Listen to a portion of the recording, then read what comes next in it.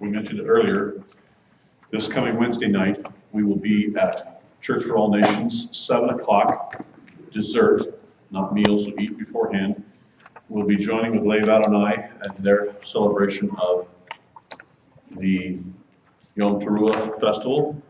We'll be here Thursday at 12 noon for lunch, and then we'll have music, a meal together, music together, and then a message. But that's Thursday, noon here. Wednesday night, though, 7 o'clock for the opening of Yom Teruah. We will be at with Lev Adonai in off 112th in what's called the Parkland area. Okay, so Church for All Nations. Church for All Nations off 112th. I hope you guys can make it to that. I think it'll be a good thing to partner with them in this endeavor, and I think it's going to be good. All right, so you should have in your notes the Deuteronomy chapter 31 that has fill in the blanks. Hopefully you have that with you. I want to fill in those blanks for you as we think about Deuteronomy chapter 31. If you don't have that, please, here you have extras of those. Okay, if you don't have the Deuteronomy 31, fill in the blank. All right, everybody got one? All right. All right, we're good then. So here we go. Filling in the blanks, it says this: Moses lived 120 years old, lived to 120 years old, living 40 years in Egypt, 40 years in Midian, and 40 years in the Sinai desert. 40 years in Egypt, 40 years in Midian, 40 years in the Sinai desert. That Midian experience was him preparing for the Sinai desert. Yeah. God's preparation of Moses for what he was about to do with the people in the next 40 years. Joshua, whose name means, second one here, it can either mean, we could say salvation or deliverance. Put the other one, salvation or deliverance. Would be the successor to Moses, to Moshe, who forfeited his opportunity to lead the people when he failed to give glory to God. We've already gone through that narrative where when it came to striking the rock versus speaking to the rock, Moses says, "Shall we bring water out for you?" This is in Numbers chapter 20. And God said, "Moses, who's the we? There is no we, it's me." So he failed to give glory to God. In verse 2, number 3 there, the phrases going out and coming in. Going out and coming in refer to the ability to conduct military campaigns. Whenever you hear that in the scriptures, that going out and that coming in, you always want to come in if you go out. If you go out and you don't come in, that means you died in the field. So you always want to pray that we may go out and that we may come in. Because that coming back in is coming back in from a military campaign. In verse 3, God would cross over before his people and destroy the nations that stood in Israel's way. Our God is a warrior and willing to fight against those who rebel against him. And as our text says, he's even willing to go against his own people if they rebel. Don't you love this message of Deuteronomy 31 where Moses says this? How about standing before a congregation and saying this? I know you people are going to screw up because you've been screwing up while I was here. Have a nice day. So it's going to be, you're going to screw up when I'm gone. If you've been screwing up while I was here, I know you're going to screw up while I'm gone. That's what he says. I know as soon as I'm off the scene, you people are going to mess up because you've already been messed up while I was here.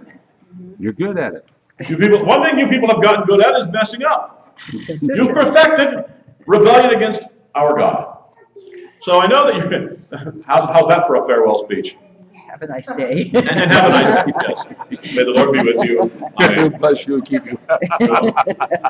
One of these days I'll have to show you the little video I have where the guy stands up and he says, the reading of the Lord. And he says, scrap that. He goes, you people are making me look bad. You're making me look bad. Then he's like, he starts naming names. Anyway. And who was the worst? Dan. Dan was the worst. Yes. He says that. He says, Dan, you were the worst. I didn't want to say any names, but it was Dan. All right. So Moses doesn't name any names, but he does say Y'all. It's going to be a problem when he leaves. All right. The fifth one down. Verse 4. In verse 4, the defeat of the kings of the Amorites, Sihon and Og, should lead Israel to believe, that is, faith in God's ability to fight for Israel. By the way, this guy Og has a large bed. There is indication. Yeah, he's definitely got this large bed. Seems like he's one of the large people. We'll just leave it at that. The large people. He's a large individual. Another Goliath. He's a big guy. All right. Next one, verses 6 and 7. The phrases "be strong" and "have good courage" is used to bolster the confidence Joshua should have in the promises of God. Yeah. Is it okay? Yeah. Okay. Hold on. I got a question. Yeah, go ahead. On that song that we have been seeing, testimony. What was that song? The song is actually chapter 32, I believe. Yeah. Yeah, it's actually chapter 32. So we haven't, that's in our reading today, but we're not going to focus much on it until maybe next week. But yeah, it's actually Psalm 32. Deuteronomy 32. Look what he says here in the next one. Throughout this chapter, we see what's called the Emmanuel principle, which promises the presence of God to be with us. That language is used throughout ancient Near Eastern covenants as a way of speaking of God's covenantal presence. I will be with you. Im Anuel, God with us. I've said that you see this in Joshua 1:8. I'm going to be with you. As he speaks to Joshua at the beginning of that chapter. What is Psalm 23? The Lord is with me. You have Yeshua saying at the very end, and lo, I am with you always. All right. So this "with us" language is God's covenantal promise.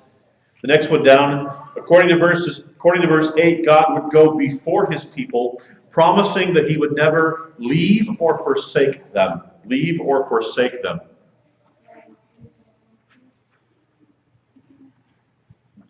According to verses 9 to 13, and look at this. Every 7 years, at the appointed time known as the Feast of Tabernacles, the Torah was to be read in the presence of the people so that you can learn to fear the Lord.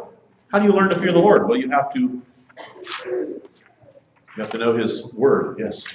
And this was the whole Pentateuch, right? I believe that it was, we can definitely say this. Mark's question was it the whole Pentateuch? At the very least, we can say it was Deuteronomy. At the very least, Deuteronomy. Going beyond that, I don't know if it would. It's all five. That's a long. It's a long. You could do it though, but it's at least Deuteronomy. We have indication. We have other indications elsewhere that it was Deuteronomy. All right. Notice that verse 12 instructs the Israelites to have the stranger or foreigner, but either one, who lives within your gates present at the reading of the Torah. Here's our word ger, again. So those gerim who live in the land of Israel, if you're a gerim, you live in the land of Israel, you're included in this reading, so that you also learn the Torah. This is not the Nokri, but it is the ger. And on the heels of that, notice that verse 12 and 13 say that one can learn fear of the Lord. Fear of the Lord. The fear of the Lord, according to Proverbs, is the beginning of wisdom. Yes. 1:8. So fear of the Lord is a poetic way. It's a poetic way of saying the commandments. Psalm 112. Blessed is the man who fears the Lord, who greatly delights in his commandments. So to fear the Lord is to obey his commandments, which explains why the foreigner was also to be told these commandments. Verses 17 and 18 refer to God hiding his face. Hiding his face. When God hides from people, it is because they have rebelled against his word. So if you want the prayer in the Aaronic benediction is, Lord, shine your face upon us. Turn your face towards us. Yes. So if God shines his face upon us, it's a way of saying we are benefiting from his favor. If he hides his face from us, it's a way of saying that we have rebelled. Yes. And then in verse 19, Moses is commanded to teach the people a song. A song is, and the blank is, easy to learn and hard to forget. The song they are to learn is chapter 32, to answer your question, as we did earlier. In later times, this song would stand as a witness against the nation of Israel. I want you to sing this so that you'll know this is a witness against you about what's going to happen. Which song is it again? Psalm Deuteronomy 32. That's the song that he's mentioning here. The ability of God to know all things is demonstrated in verse 21, where the knowledge of Israel's future rebellion is forecast. The knowledge of Israel's future rebellion. He says, I know what you're going to do. I know you're going to rebel against me. God forecasting or prophesying that Israel would rebel. The second witness, the next line down, the second witness against the nation is the book of the Torah. Book of the Torah. And you can see verse 26 for that. So this is also going to testify against you, this book of the Torah. According to verse 27, the people of Israel have and here's our two words, stiff neck. Which imagery comes from a people who work with farm animals and refers to the stubbornness of the nation. He says, I know you people, you've got a stiff neck. In other words, if you've seen these animals, they're working them in the field, and the animal just stiffens up its neck, doesn't want to plow, doesn't want to harvest. And so he says, I know what's going to happen here. You're going to have a stiff neck. And this comes from the imagery there. Yes. Notice the next to the last one here. The final two witnesses against Israel are the heaven and the earth. The heaven and the earth, which is a Hebrew merism, meaning the universe. Whenever you take two words to describe one concept, heaven and earth, the Hebrews didn't have the word for universe, so you would say heaven and earth is a way of saying the universe. So the final two witnesses against Israel are, and I take it to mean here that heaven and earth are possibly standing for the people of heaven and the people of earth will witness against. So it's not just the land itself, but maybe a way of saying the people of the earth and the people of the heavens. And then he says this, Moses, speaking prophetically, says that Israel will be rebellious against her God in the latter days. The latter days. This phrase elsewhere in the Hebrew scripture refers to the end of time. So he's actually looking towards the eschatological future and says, I know that even as we look at the Acharit Yamim, the end of days, in this Acharit Yamim, that there will be rebellion in the people of Israel. So he's even able to look here at the end of Deuteronomy and go, I can look down the quarters of time and tell you, not only are you going to be rebellious in the immediate future, but you're going to be rebellious in the distant future. Yes. I was just thinking how just as a person, in God's will, like how Moses must have felt when he knew what was going to happen, and I can't imagine the anguish and the frustration. And he knew he couldn't do anything about it, Right. it just sort of, from Yeah, Moses had taught the people and had taught the people, and he says, and then basically the prophecy is, I know that after I'm gone, you're going to be rebellious. And by the way, I know not only are you going to be rebellious now, but I know that when we get to the latter days, as we move into the eschatological future, I know that there's going to still be rebellion. Today, we've said it before, of the 16 thereabouts Israelites in the world, Jews in the world, less than half of 1% are observant of any kind of faith expression. So the nation of Israel, or the people of Israel ethnically, are not a people who have placed their faith in any God, much less the God of Abraham, Isaac, and Jacob. Forgetting even the concept of Yeshua here, but they haven't even placed their faith in anything. And this is why you had the Orthodox, prior to the Zionist revolution of the late 1800s saying, why do we need a land of Israel? Why do we need a place to go? Because it's just going to be another secular place. There's plenty of secular places for them to go. They're just going to be a secular people in a secular land. It's not like they're going to get to Israel and become holy. The Holy Land isn't going to make them holy. They're still going to live unrighteously.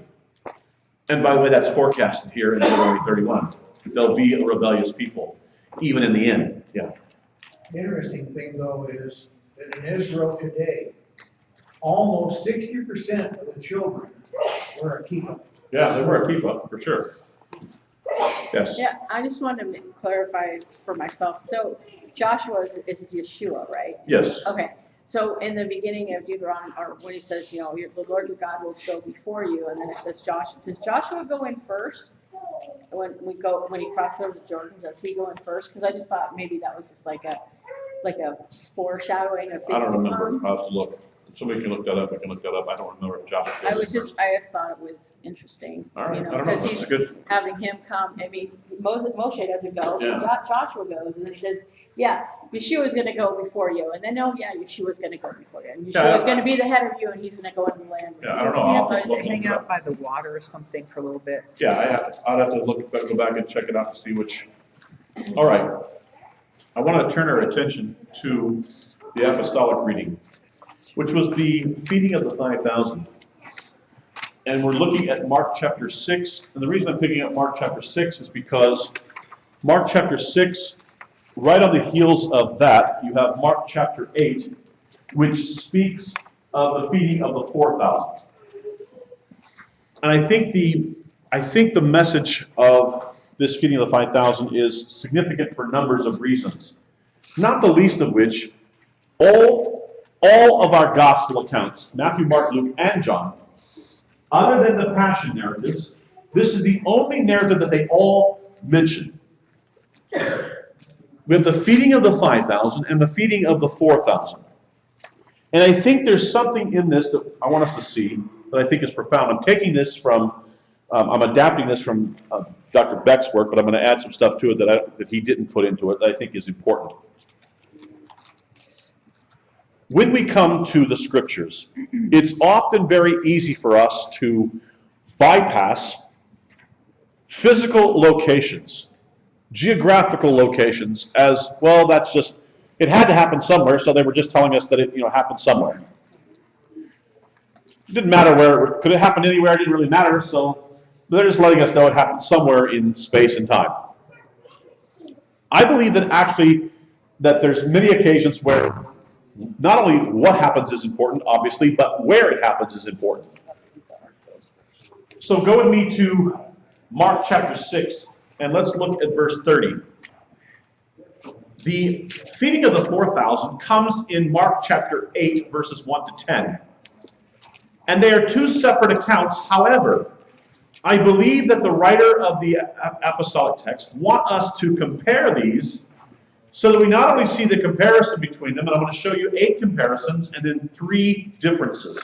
And it's in the differences that we really find the depth and the message. So the feeding of the 5,000 is in Mark chapter 6. We pick up the reading in verse 30. Mark chapter 6, verse 30, he says, "Then the apostles gathered to Yeshua and told him all things, both what they had done and what they had taught. And he said to them, 'Come aside by yourselves to a deserted place and rest a while, for there were many coming and going, and they did not even have time to eat.' So they departed to a deserted place in the boat by themselves."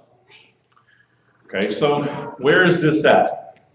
We are told that this deserted place is actually in the north. The north of, right on the Sea of Galilee, on the shore of the Sea of Galilee. Okay, so it's right at the very top. It's not on the western side. It's not on the eastern side. It's on the northern tip of the Sea of Galilee, and that's important because this is an area that is Jewish. So let's go through the 8 things that are similar. Well, let's go back. Let's go to Mark 8, 1 to 10. Let's read the feeding of the 4,000. Mark 8, look at verse 1. Mark chapter 8, look at verse 1. Now we're going to read these 2, and then we'll do comparison and contrast. In those days, the multitude being very great and having nothing to eat, Yeshua called his disciples to him and said to them, I have compassion on the multitude, because they have now continued with me 3 days and have nothing to eat. And if I send them away hungry to their own houses, they will faint on the way, for some of them have come from afar. Then his disciples answered him, How can one satisfy these people with bread here in the wilderness? He asked them, How many loaves do you have? And they said, 7. So he commanded the multitude to sit down on the ground, and he took the loaves and gave thanks, broke them and gave them to his disciples to set before them, and they set them before the multitude. They also had a few small fish, and having blessed them, he set them also before them. So they ate and were filled, and they took up 7 large baskets of leftover fragments. Now those who had eaten were about 4,000, and he sent them away. And immediately got into the boat with his disciples and came to the region of Dalmanutha. Okay, now, here's the first comparison. Number one, when we look at these two narratives. Number one, both feedings occur in a remote place. Okay, 6:32 and 35 and 8:4, using the same Greek word, say that it's a remote place. Okay, but this is a place where people do subsistence living. That is, they make enough there to meet their own needs with regards to water and food. Okay, that's the first thing. So it's a remote place. That's the first comparison. The second comparison, a crowd of thousands traveled far from their homes to hear Yeshua teach, making it impractical for them to return home to get food. In both situations, he says it's not practical just to send them away. By the time they get back, it's going to take them long enough that if they don't have food with them, they may not make it. So in both situations, he says, look, we've got to do something now. Okay, that's for both the feeding of the 5,000 and the feeding of the 4,000. Number 3, there is insufficient food available locally to feed these thousands. We have, in the first narrative of the 5,000, we have, they say 5 loaves. It'd be more like 5 rolls. When we say loaves, it makes it sound like a loaf of bread that we're thinking of. It was probably a much smaller amount of bread. And 2 fish. Okay, and when we think of fish, we tend to think of the kind of fish we catch, which is something about like that. It was probably more something like this. Okay, you look at the fish that come out of the Sea of Galilee, and it's not fish like this. That's not the kind of fish that come out. It's more the St. Peter's fish, which is about the largest fish you can get out of the Sea of Galilee. It's about that big. Yeah, that's the largest. So you get these 5, let's call them rolls, and 2 fish. That's in the feeding of the 5,000. In the feeding of the 4,000, he says we have 7 rolls, and then it's this few fish. Kind of indescript. Okay. So different amount, okay. Number 4, Yeshua instructs the large crowd to take a seat on the ground, to set them in orders. I have to ask, because in 2,000 years, who knows if that's changed or not, but could they have been bigger fish then? Okay, say they Sure. were. Okay, let's pretend they were. It's still quite a lot of people. In the end, does it really matter? Oh, so in the past they got, they're bigger, but now Yeah. they're smaller. There wasn't enough. Bottom line is there wasn't enough. I know, I'm just Yeah. making a point though. Yeah, okay. So for Mark's sake, the fish were about this big. They were both of the fish in the feeding of the fish were about this tall. And they were, 2,000 years ago, we're up. yeah, they were huge. They were massive. Giant fish for those giant Story people. had spent plenty of time. Can I, In fact, the disciples got in the boat and the fish jumped over the boat. No, they floated for over an hour. can I put Mark on the video? Yeah. So I'm inclined to think that the fish haven't changed that much, although it's possible. But for the sake of argument, yes, the fish could have been bigger. Not in 2,000 years. No, in 2,000 years, I doubt they morphed. I doubt they lost that much. But They might have. more than likely, you're going to laugh at this. More than likely, these were sardines.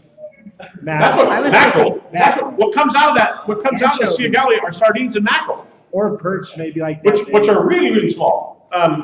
All that to say, they've been bigger than I and smaller than what you thought. So we'll go somewhere in the middle.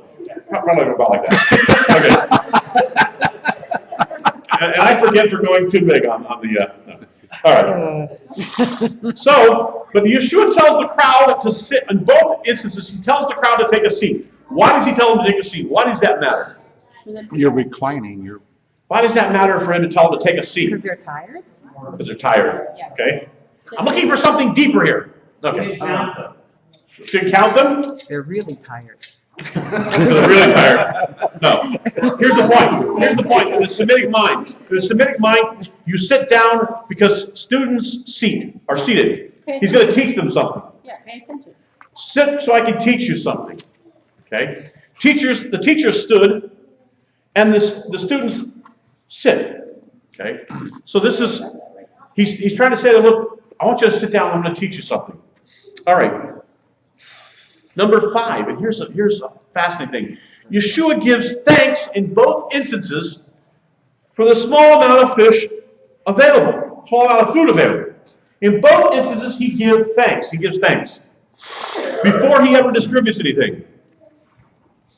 So maybe here's a precedent for doing a bracha, a blessing before you eat. We know Deuteronomy 8:10, do a bracha after you eat. Yeshua says, I'm going to thank the Lord before. I find it fascinating in the feeding of the 5,000, he does something really interesting. He looks at the disciples and he hands them the food. He says, okay, go feed them. And they must have looked at him like, what? You want to do what? I want to go feed the people. Go feed the people. He's teaching the disciples something as well. But he says to them, go here, take this and go distribute it among the people. And they look at him like, they must have looked at him like, are you serious? You want us to do what? We got 5, loaves, and we got 2 fish. And even that's not going to be enough. Okay? All right. Number 6. Yeshua has the food available distributed, and he gives the food to the disciples for distribution.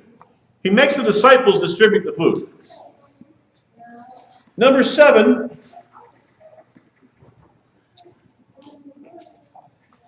Yeshua, the food is miraculously multiplied so that all can eat and all are fully satisfied. It's not as if he gives them just enough food that they all kind of go, well, hold me over. Oh man, I'm still hungry. It says in both accounts that everybody is fully satisfied. Okay? They're fully satisfied. And they take up the remains. The last comparison is, more food is available at the end than there was at the start. Okay? So, if you hold to an anti-miraculous view of who our God is, you're going to have a problem with this text. Because there's more food at the end than there is at the beginning. We'll talk about that difference in amount of food in just a moment. Yeah. Just how big were those baskets? Mark, Wow. They're this big. Mark, go to your room. Yeah, Mark has to go to his room now. Okay? All right. So the key is this, that the similarities encourage us to compare this feeding of the 5,000 to feeding of the 4,000. But also to focus then on the differences. Notice this. In both situations, Yeshua treats both of these groups the same. Both are treated the same. Let me make this point also, and this point's not made like that. But both groups eat the same thing. The menu isn't changed. That's going to become key in just a moment. He doesn't change the menu in both groups. So these differences, the differences that we're going to see, make this stand out. Let me talk about the differences now. Go ahead. Could we assume that the fish were, this is really stupid, but that they were not raw? I mean, because people would have to cook the fish first, right? I mean, if you're going to keep fish for any length of time in the ancient Near East, you have to salt them. Okay, so that they would just, you assume that they were salted. Sardines, basically. You have to salt them. Brine. So it was even more of a miracle because it was even prepared for them. Not only was it distributed, but that the food was, I'm on board with that. Tasty. I can live with that. Yeah. I can live with That's that. pretty cool. All right, now listen to this. Here's what we have. Here's the first difference. The first difference is, in the first one we have 5,000, and the text says, Mark, 5,000 men, specifically men, okay? Probably households. Everybody's going to say that, probably households, okay? So if that's the case, if we give every guy one wife and every guy one kid, we have 15,000 people, and thereabouts, if we just did 1 and 1. But there may have been 1 or 2. But these are Jewish families. That means 3 or 4 kids. A lot of people. In the Mark section, in Mark 8:9, it says we have 4,000.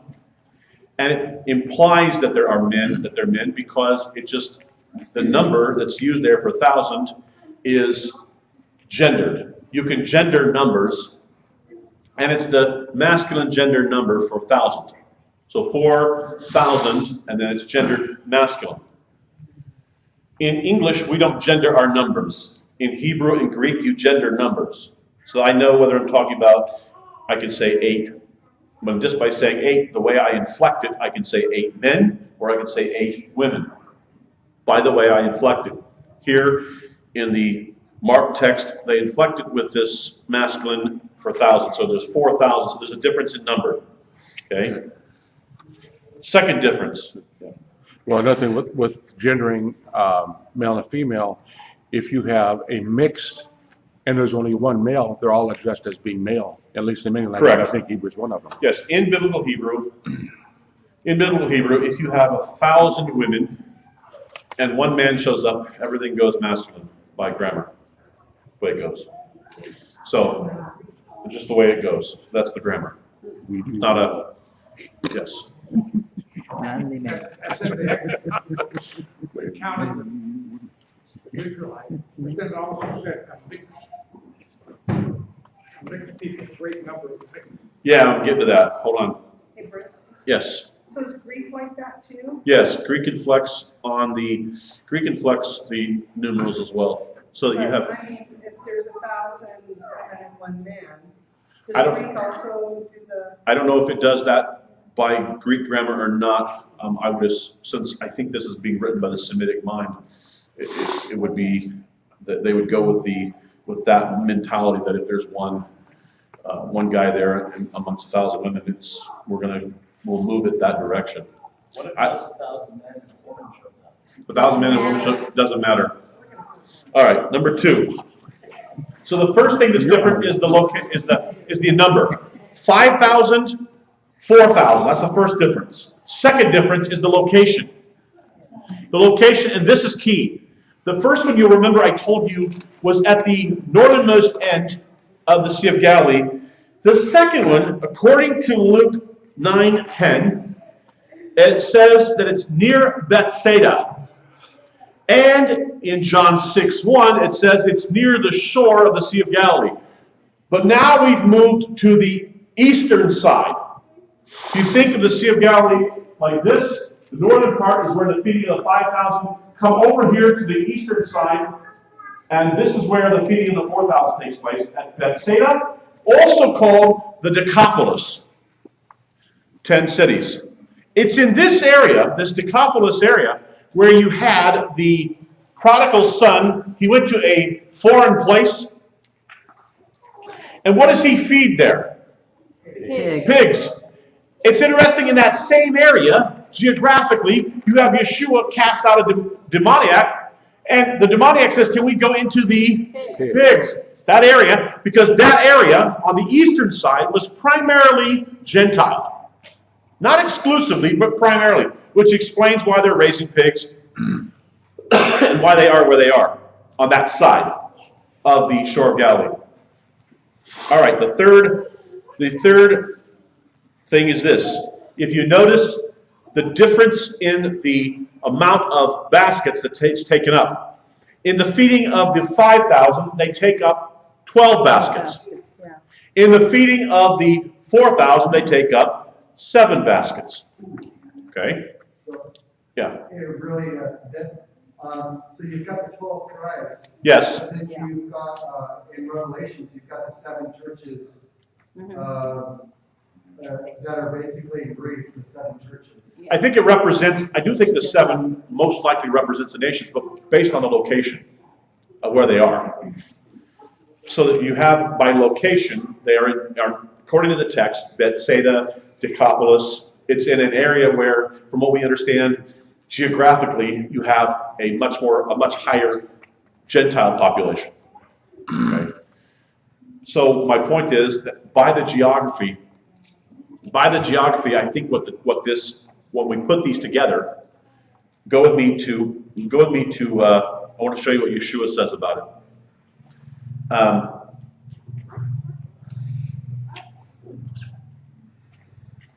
Let's look at. I want to find it here just a second. Okay, look at verse 17 of chapter 8. Mark chapter 8. Yeshua is discussing these two feedings now. Look at verse 17.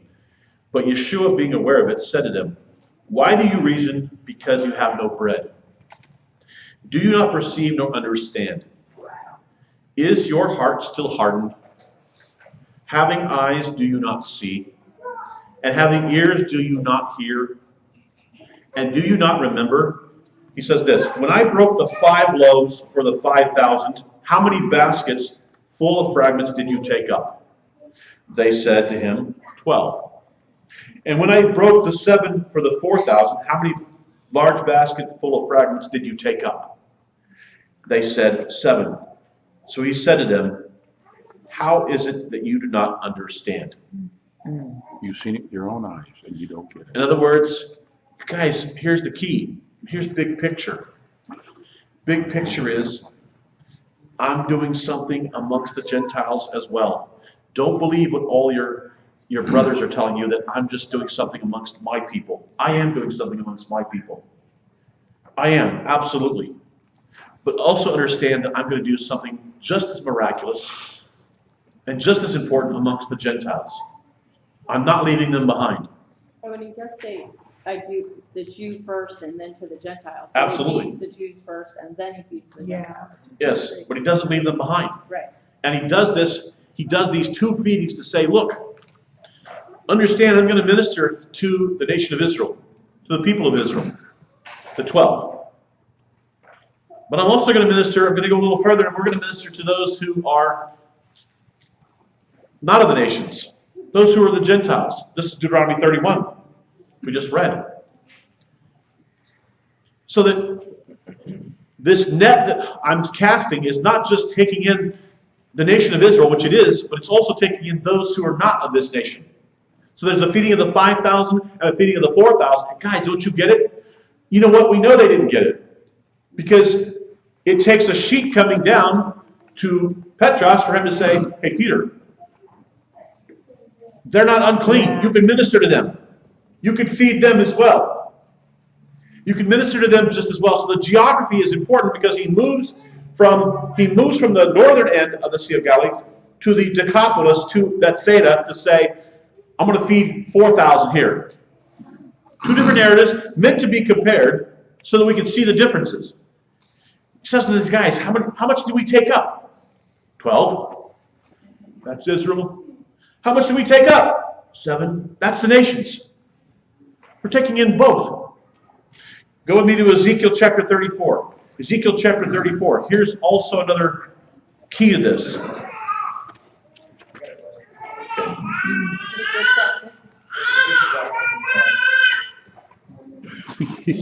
So listen to this. Go to verse 11, Ezekiel 34:11. This is important as well for what's happening here with the feeding of the 5,000 for sure. Hold on 1 second. We'll come back to your question. Ezekiel chapter 34. This speaks to divine identity with who Yeshua is. Listen to what he says. Verse 11, for thus says the Lord God, indeed I myself will search for my sheep and seek them out. As a shepherd seeks out his flock on the day he is among his scattered sheep, so I will seek out my sheep and deliver them from all the places where they were scattered on a cloudy and dark day. And I will bring them out from the peoples and gather them from the countries, and I will bring them to their own land. And then he says this, I will feed them on the mountains of Israel, in the valleys, and in all the inhabited places of the country. I will feed them in good pasture, and their fold shall be on the high mountains of Israel. There they shall lie down in a good fold and feed in rich pasture on the mountains of Israel. Holy smokes. This is Ezekiel 34. This is Ezekiel 34 says, Yahweh is going to do this. This is Yahweh going to do this. And Yeshua is the one who says, no, I'm going to feed you. I'm going to make you lie down. I'm going to make you be in the mountain area, on the pasture fields near the mountains. I'm going to feed you. I'm going to pasture my sheep. So the question is it Yahweh or Yeshua? Yes. Yes. Yes. Because when he does this, he's at least partially fulfilling what Ezekiel 34 said Yahweh would do.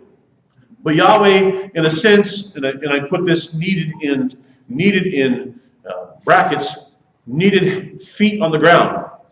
And the feet on the ground was Yeshua. And he's doing exactly what Yahweh said he would do, which is to feed the 5,000 and then to gather in these other sheep. Yeah, right here. Go ahead. So back to the baskets. My translation says 12 baskets and then 7 large baskets. Is there any possible significance to the 7 being large versus the 12 apparently not? I don't think so. But Usually those kind of things are actually significant when they differentiate. But I don't know. I haven't heard anybody make it. Yeah, I don't know if it's.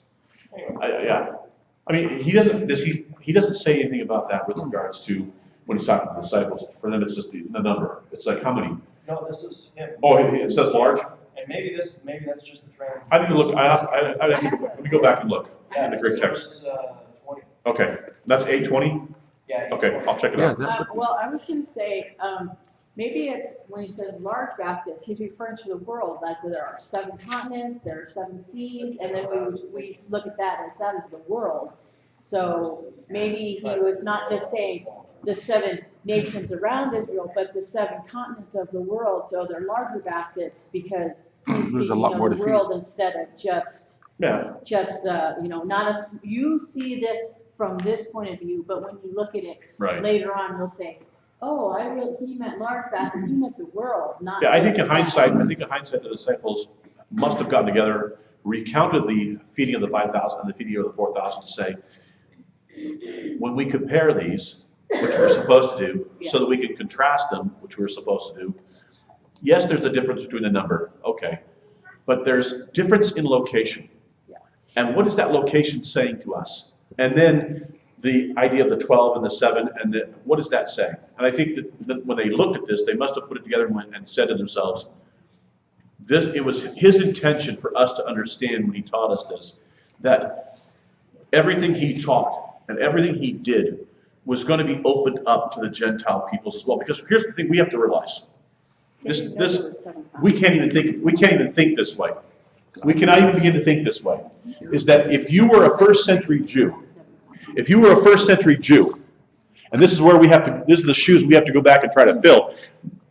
If we were first century Jews living in Jerusalem, we would have thought to ourselves, everything that God has said in the Torah and in the prophets belongs to us. That's how we would have thought. We know that because that's how they thought. We see that on the pages of the text. You see that today too. Peter is basically saying, you know what? The Gentiles are unclean.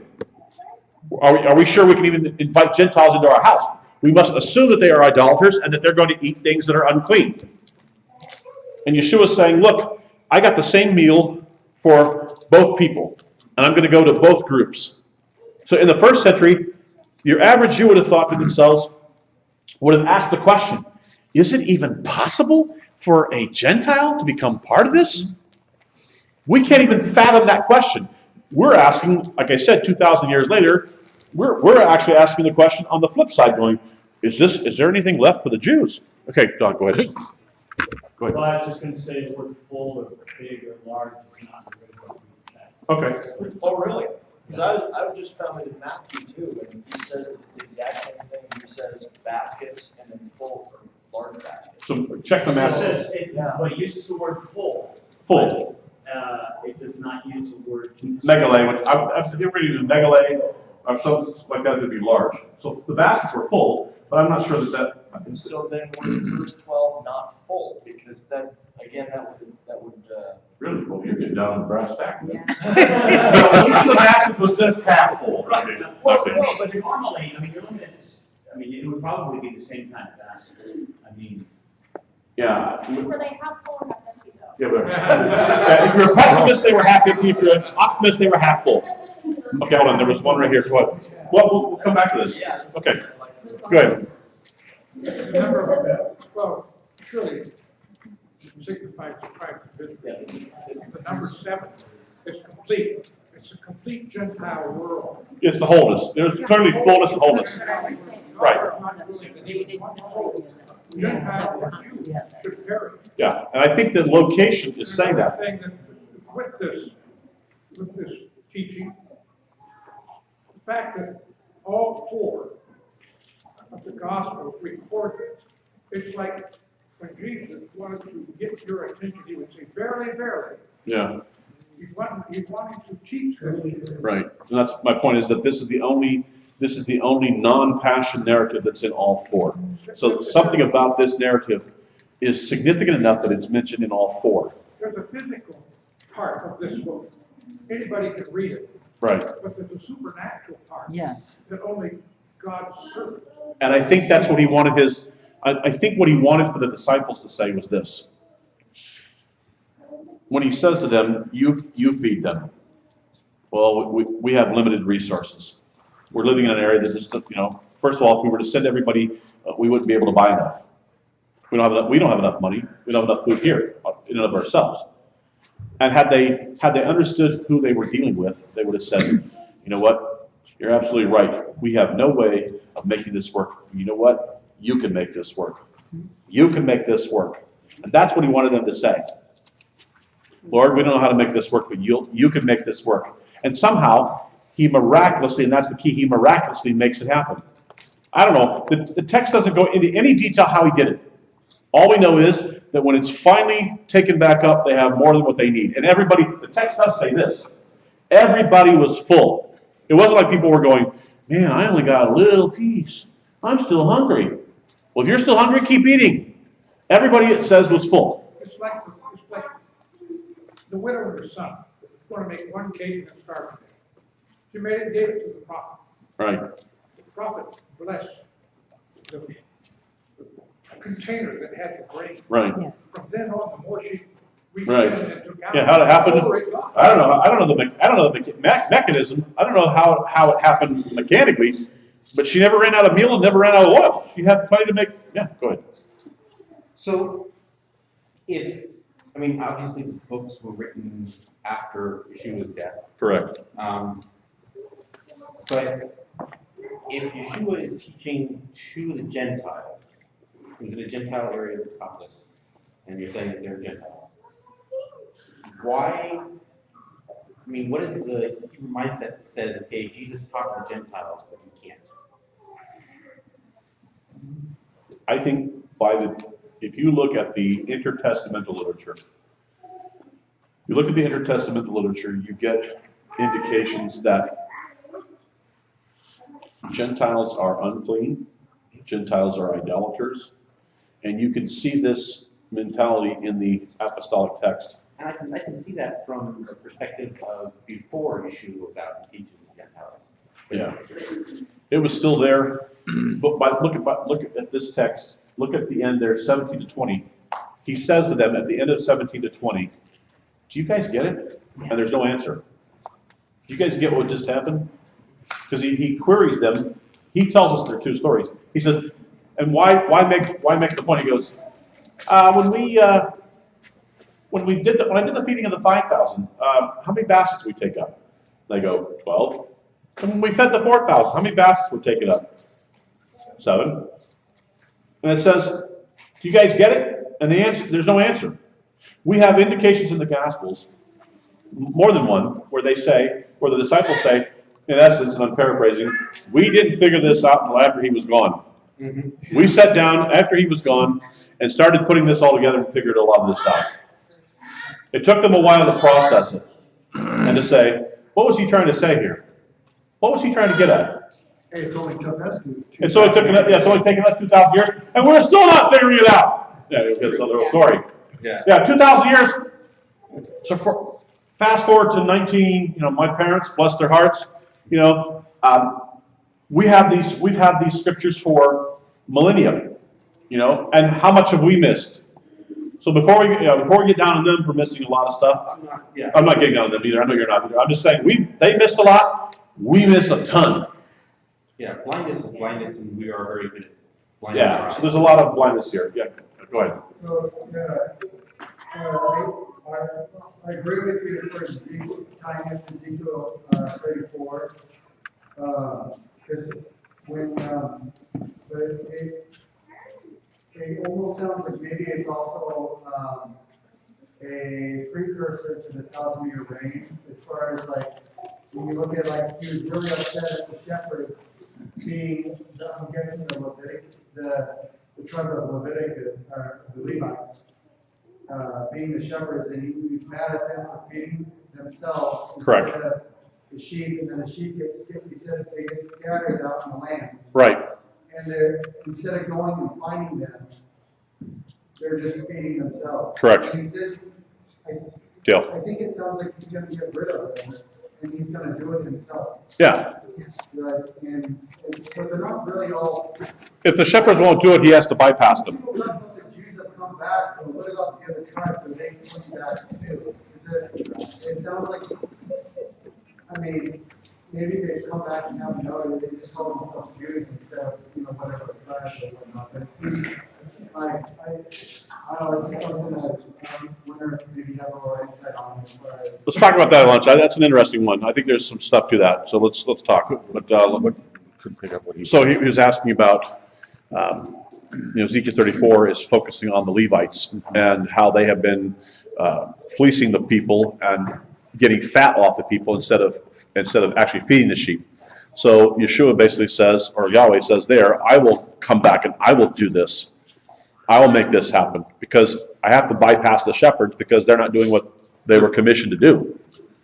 So I will come back and I will do this. And in a sense, Yeshua is doing the same thing in the same spirit and power of Yahweh. And then he was asking about, how is it possible the tribes have come back and we have not been able to reckon them and understand them? That's a deeper question. We have to hold on that one, but I'll talk to you about that later. Yeah. Yeah.